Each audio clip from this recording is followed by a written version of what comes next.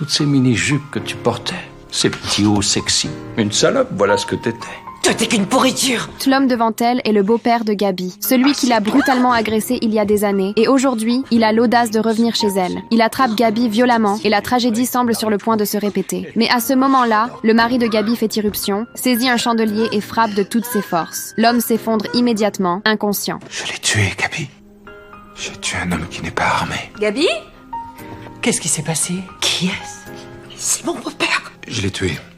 Tout le monde arrive, y compris ton ami, le lieutenant de police. Mais elles n'ont pas le temps de se réjouir. Ce soir, elles doivent assister à un banquet. Elles discutent avec calme et naturel à l'événement. Mais soudain, la meilleure amie remarque que les traces de sang sur le chandelier n'ont pas été effacées et elle se retrouve face à son petit ami qui est détective. Heureusement, sa meilleure amie garde son calme, essuie les traces de sang devant lui et ment en prétendant qu'il s'agit de confiture de fraises. Toute femme qui reçoit sait qu'il y a du travail qui l'attend après le départ de ses invités.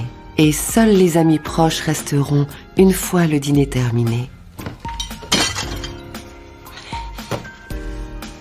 Elles commencent à creuser pour enterrer ce secret sale à jamais. Mais au dernier moment, alors qu'elles finissent de recouvrir le corps, le téléphone émet un son strident. L'appel vient de Maison. Cet appel inattendu brise instantanément leur fragile équilibre mental. L'une d'entre elles commence à craquer, proposant de se rendre à la police, en prétendant que c'était un acte de légitime défense.